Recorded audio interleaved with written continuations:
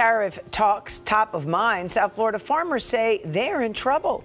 Crops are rotting on the vine. How do you turn an abandoned sand mine into a thriving wetland forest that supports endangered species and generates hundreds of thousands of dollars in conservation credits? How do you transform degraded agricultural land into lush cypress swamps where panthers roam and rare birds nest by the dozens? These questions might sound impossible, but scattered across Florida, farmers and land managers are accomplishing exactly these transformations using techniques that indigenous peoples perfected over thousands of years of sustainable land stewardship. As we are cutting what is known as cross furs. As you can see, it's little square ditches all the way across the field. What it allows the water.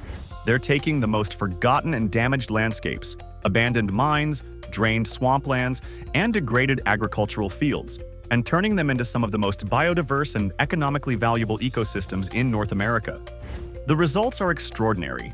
Where once there were barren piles of mining waste and struggling agricultural fields, there are now thriving wetland forests supporting endangered species like the Everglades snail kite, generating massive economic returns through conservation credits and demonstrating that ecological restoration can be both environmentally transformative and financially profitable. If we allow private developers to mine in this area piecemeal, it could directly undercut the largest ecosystem restoration project on the planet. Stay until the end, because today, you're going to discover 3 revolutionary techniques that are transforming Florida's forgotten swamplands into lush forests, and why this ancient approach to land management could be the key to restoring millions of acres of damaged ecosystems while creating sustainable economic opportunities. Welcome to Forgotten Lands. The transformation begins with understanding what we're working with. When Don Frazier bought abandoned sand mine property in Polk County, Florida in 2014 and 2015, it looked like a moonscape. The 80-year-old landowner who grew up hunting for dinner while his migrant worker parents picked citrus nearby described the site as piles of dirt and trash with huge mounds of nothing but tailing sand. This wasn't just any abandoned land. For decades, dump trucks and bulldozers had rumbled between excavation pits, stripping away topsoil and vegetation. The Florida sun had baked the remaining plants into flat stretches of barren ground. A pile of white sand, too bright to look at directly, towered over the property's edge like a monument to ecological destruction. But Frazier had a vision that seemed impossible to most people. He wanted to transform this industrial wasteland into a functioning wetland ecosystem that could support the birds, turtles, and panthers that had been driven away by mining operations. "I've always had a passion for these woods and swamps," he explained. "I want it to be preserved because I think it's something that Florida needs." What Frazier and other Florida land managers have discovered is that swampland restoration requires 3 specific techniques that work together to recreate the complex hydrology and ecology of natural wetland forests. These aren't new innovations. They're applications of land management principles that indigenous peoples like the Seminole, Miccosukee, Calusa, and Timucua had perfected through thousands of years of sustainable stewardship of Florida's wetland ecosystems. The first technique is strategic water level restoration and hydrological engineering. Unlike simply flooding an area and hoping for the best, successful swampland transformation requires precisely recreating the complex water cycles that drive wetland forest ecosystems. The process begins with extensive site assessment and monitoring station installation. Restoration specialists like Brittany Evans and Dylan Jones of Magnolia Environmental spend 3 to 4 days walking 8 miles daily through the restoration site, dodging snakes and carefully mapping the existing hydrology. They install monitoring stations in each different type of habitat on the property and use them to track how well restoration progresses over time. The goal is to restore natural water levels that make wetlands wet again, but in ways that support forest growth rather than creating permanent ponds. This requires understanding the seasonal water cycles that Florida's wetland forests depend on. Periods of flooding that bring nutrients and support aquatic life, followed by drier periods that allow tree roots to access oxygen and prevent root rot. The engineering involves careful grading and water control structures that mimic natural hydrology.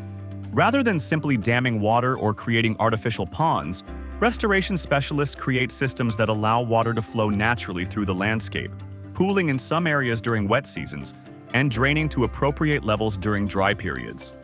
This hydrological restoration is based on techniques that indigenous peoples had perfected over millennia. The Calusa people, who lived in southwest Florida for over 1,000 years, developed sophisticated water management systems that included canals, fish weirs, and controlled flooding areas. The Seminole and Miccosukee peoples understood how to work with the Everglades' natural water cycles, using seasonal flooding patterns to support both wildlife habitat and human communities. If you're amazed by this transformation so far, comment "forest" below, and let me know what you think could happen if these techniques were applied to abandoned industrial sites across Florida. The second technique is invasive species control and native forest establishment. This is what restoration specialists call high-stakes gardening, a complex process of removing invasive plants and establishing native forest communities that can sustain themselves over time. When Evans and Jones initially visited restoration sites, native plants typically account for less than 10% of ground cover. The goal is to get native plant coverage to at least 50%, but successful projects often achieve 65% or higher while reducing invasive species to less than 2% of total vegetation. The process requires a sophisticated understanding of plant ecology and careful timing of multiple interventions. Land managers use a combination of mechanical removal, prescribed fire, and selective herbicides to eliminate invasive species like Brazilian pepper, Peruvian primrose willow, and torpedo grass, aggressive non-native plants that can completely dominate disturbed ecosystems. The herbicide application is highly targeted and strategic. Crews use backpack sprayers to apply blue-tinted selective herbicides that target specific invasive species without harming native plants. The timing is critical. Applications must happen at specific points in invasive plants' growth cycles to be most effective. But removing invasives is only half the battle. Successful forest restoration requires establishing diverse native plant communities that can compete with invasive species and create the complex habitat structure that wetland forests need. Some native plants return naturally from dormant seeds that survive disturbance, protected by layers of soil, but most must be purchased from specialized native plant nurseries. The planning for native plant establishment requires incredible foresight. Restoration managers must plan 1 to 2 years in advance to ensure they have the right species available when planting windows open. Once you start going on the restoration, it's easier to keep your foot on the gas pedal, Evans explains. Take it off, and invasives will rush in. The plant selection process is based on understanding the complex relationships between different native species and their specific habitat requirements. Successful wetland forest restoration requires establishing the right mix of canopy trees like bald cypress and red maple, understory species like wax myrtle and elderberry, and ground cover plants like native sedges and ferns. This approach to forest establishment mirrors techniques that indigenous peoples had developed through careful observation of natural forest succession. The Timucua people, who lived in North Florida for thousands of years, understood how to work with natural plant communities to create productive forest gardens that provided food, medicine, and materials while maintaining ecological integrity. The Seminole people developed sophisticated understanding of how different plants responded to fire, flooding, and other disturbances, allowing them to manage forest ecosystems that supported both human communities and abundant wildlife populations. The third technique is integrated wildlife management and ecosystem restoration. This goes far beyond simply planting trees and hoping wildlife will return. It requires understanding the complex relationships between different species and creating habitat conditions that support entire food webs. The approach is demonstrated beautifully at Matt Pierce's operation in Okeechobee County, where he manages 700 head of cattle on over 8,000 acres of restored wetland through a wetland reserve easement. Pierce, an 8th-generation cattle rancher whose family has lived in Florida for over 200 years, has discovered that cattle can actually enhance wetland forest restoration when managed properly. Cattle are always complementary to wildlife because they build trails and mimic mechanical aeration of the soil and get crustaceans and invertebrates coming out of the ground, Pierce explains. The key is rotational grazing, allowing cattle to graze one pasture field to an optimal level, then moving them to another area to let the previous field rest and recover. With NRCS financial assistance, Pierce's operation used roller chopping to break up brush and create conditions for native plants to return. The result has been remarkable. Now, we have a lot of native plants that are coming back because cattle are grazing here. The wildlife response has been extraordinary. The restored wetlands now support roseate spoonbills, blue herons, white pelicans, and numerous other wading birds. Most remarkably, the property supports an estimated 8 to 10% of Florida's entire population of Everglades snail kites, an endangered raptor species that was on the brink of extinction. We counted 54 nests this year, with over 150 eggs, Pierce reports. The nesting season typically runs from May through July, but successful restoration has extended breeding activity into August in some years, a sign that the ecosystem is providing exceptional habitat conditions. The success with endangered species demonstrates that these restoration techniques are recreating the complex ecological conditions that Florida's native wildlife requires. Panthers have returned to roam the restored forests. Softshell turtles navigate through areas that were barren industrial sites just years earlier. This integrated approach to wildlife management reflects indigenous understanding of ecosystem relationships. The Seminole and Miccosukee peoples understood that healthy ecosystems required maintaining the complex relationships between water, plants, and animals. They used controlled burning, selective harvesting, and seasonal management practices that supported both human communities and abundant wildlife populations. If this story is inspiring you to think differently about what's possible with damaged landscapes, hit that like button and subscribe to Forgotten Lands for more stories of ancient wisdom solving modern environmental challenges. The economic results of these restoration techniques are as impressive as the ecological outcomes. Florida's mitigation banking system allows landowners to earn substantial returns by restoring damaged ecosystems and selling conservation credits to developers who need to offset environmental impacts. Don Frazier's Polk County project exemplifies this economic model.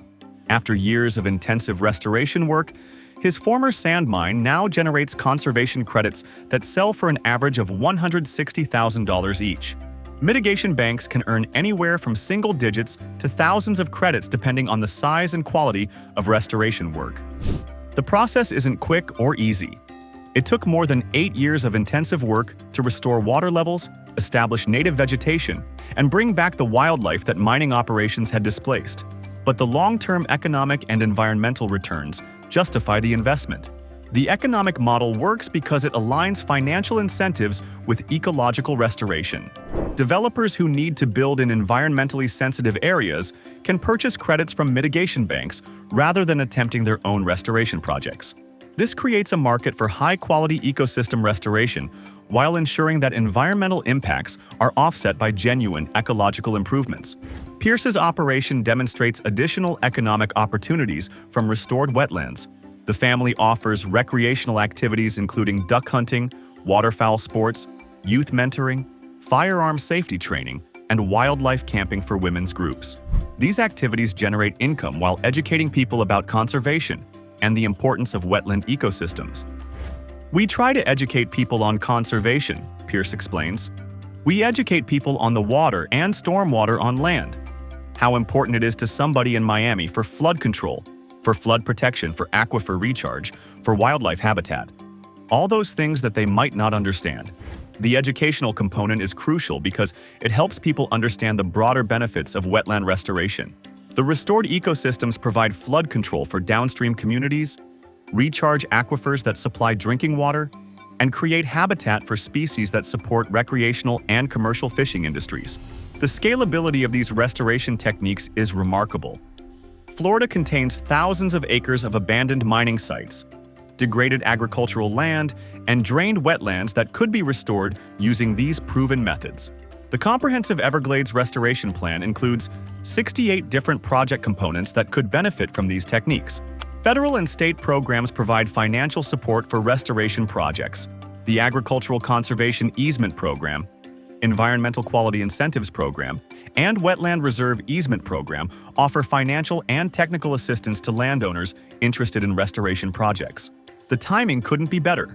As climate change intensifies hurricanes and creates more extreme weather events, restored wetland forests provide critical resilience for both human communities and natural ecosystems. They absorb storm surge, reduce flooding, store carbon, and provide habitat for species that support commercial and recreational industries. What makes these restoration successes particularly remarkable is that they're not just recreating past ecosystems. They're creating landscapes that are more resilient and productive than what existed before disturbance. The combination of indigenous ecological knowledge and modern restoration science allows land managers to design ecosystems that can withstand current environmental challenges while providing multiple benefits to both wildlife and human communities. The transformation also demonstrates something profound about the relationship between economic activity and environmental stewardship. Rather than viewing conservation and economic development as opposing forces, these projects show that ecological restoration can generate substantial economic returns while creating environmental benefits that extend far beyond individual properties. As Fraser puts it, "I might have been a rich man. Now I just own a lot of swamp."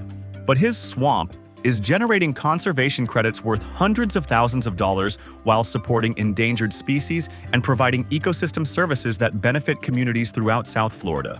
The broader implications are staggering. If even a fraction of Florida's damaged landscapes were restored using these techniques, the state could become a model for how ecological restoration can address climate change, support biodiversity, and create sustainable economic opportunities simultaneously. Perhaps most importantly, these restoration projects demonstrate that seemingly hopeless environmental situations can be reversed with the right knowledge, commitment, and financial incentives. Every abandoned mine, drained wetland, and degraded agricultural field represents not just a problem to be solved, but an opportunity to recreate some of Earth's most productive and biodiverse ecosystems.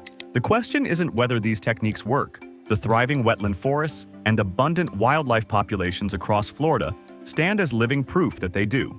The question is whether we'll have the wisdom to learn from both indigenous knowledge and modern restoration successes, and the commitment to implement these solutions at the scale our environmental challenges demand. Because hidden beneath every forgotten swampland in Florida are the ancient remains of ecosystems that once supported incredible biodiversity and provided essential services to both wildlife and human communities. And as these restoration projects prove, those ecosystems are waiting to be brought back to life, creating landscapes that are more beautiful, more productive, and more resilient than anything we've lost.